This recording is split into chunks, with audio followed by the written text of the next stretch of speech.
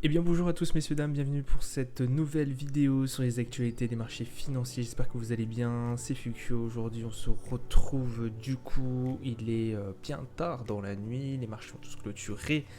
Nous avons un CAC 40 à moins 1,48% sur la barre des 6000 points et quelques, 6034 points exactement, un Dow Jones à plus 0,46%, un Nasdaq à moins 0,26%, le Nasdaq est bien plongé déjà au début de séance, le DAX à moins 1,60%, le FTSE 100 à moins 1,86%, le Nikkei 225 à moins 1,53%.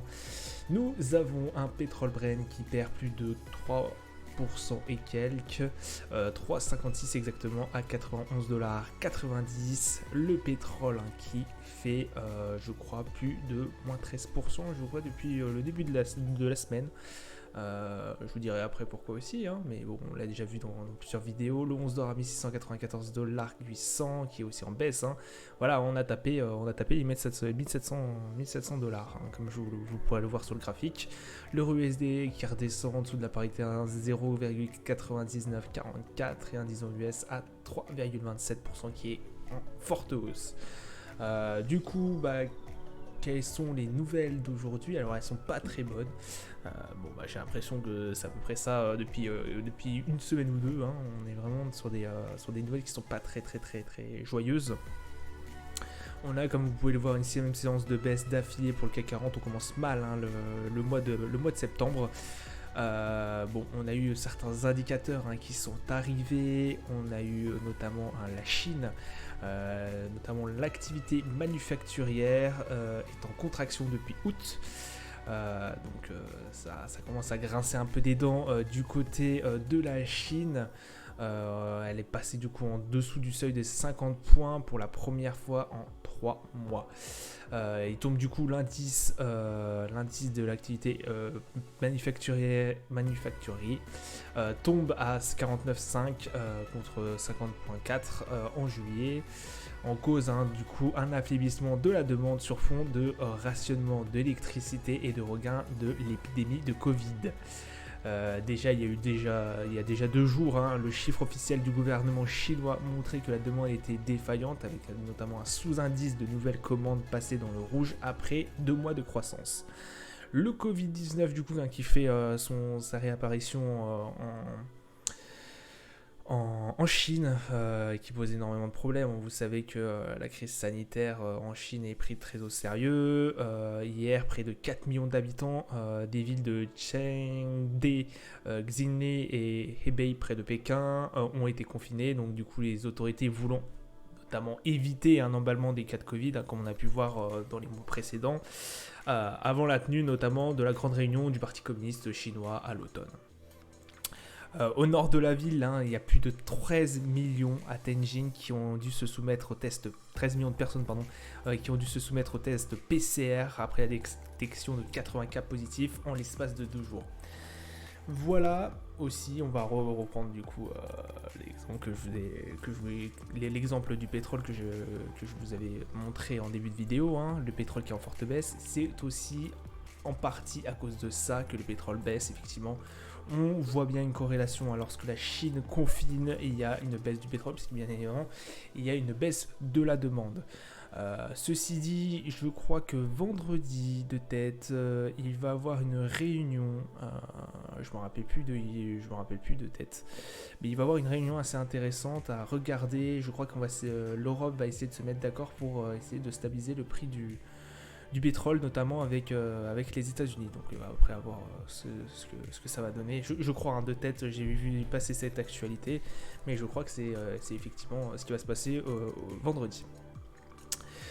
Du côté de la zone de l'euro, l'indice manufacturier définitif d'août a été annoncé, du coup il n'est pas bon du tout, 49,6 en nouveau retrait de 0,1 par rapport à l'annonce qui a été faite en juillet.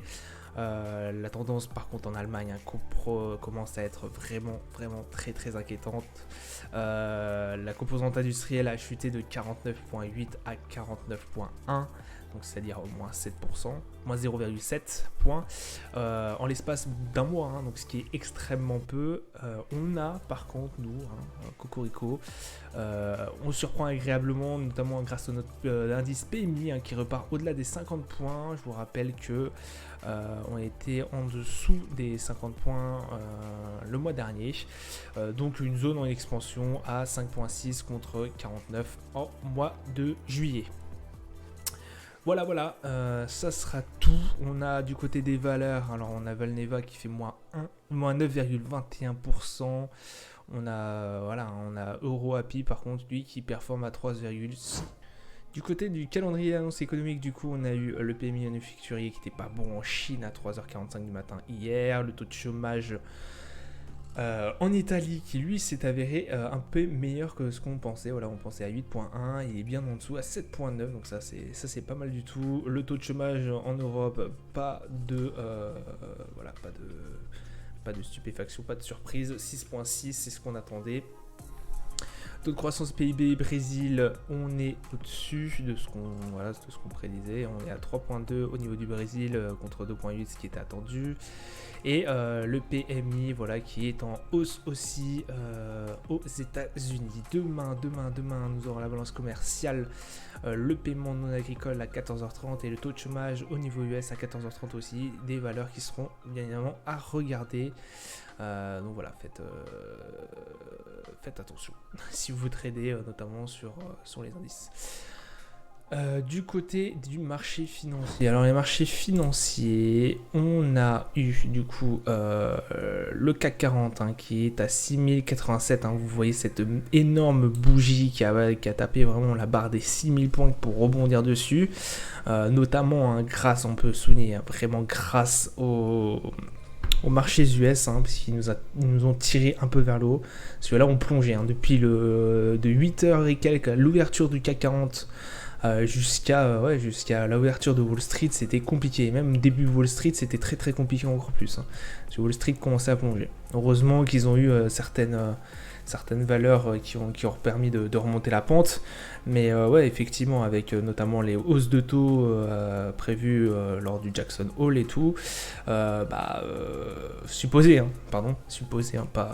pas avéré, la hausse des taux, il y a beaucoup de valeurs technologiques, Nvidia et autres, qui ont commencé à plonger aussi un peu. Et puis notamment aussi, du coup aussi à cause de la Chine qui reconfine, bien évidemment, là ça a peut-être posé des problèmes au niveau de la chaîne de réapprovisionnement.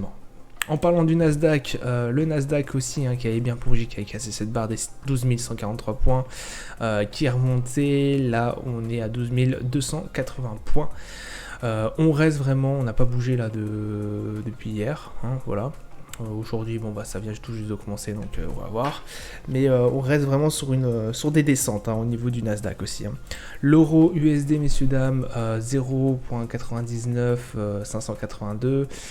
On a vraiment pété d'un seul coup la barre. Là, les chiffres, notamment au niveau de l'Allemagne, n'ont pas été bons du tout. Donc là, c'est en train de plonger.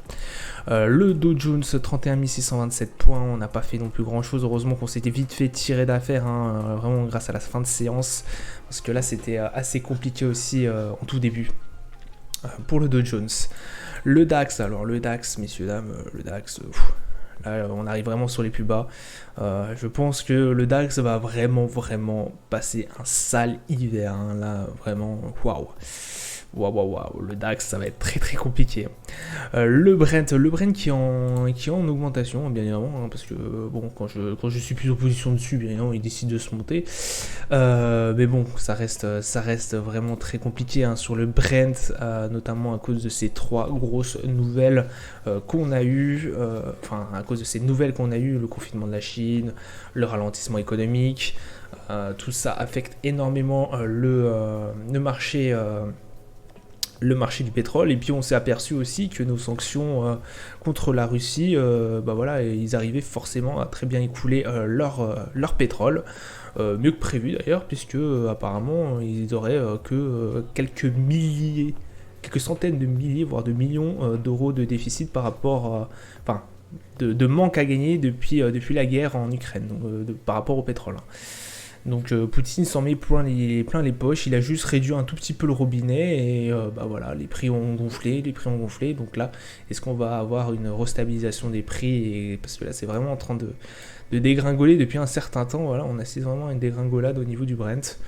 À voir, hein, faites très attention, hein, parce que là on arrive vraiment sur des niveaux très bas.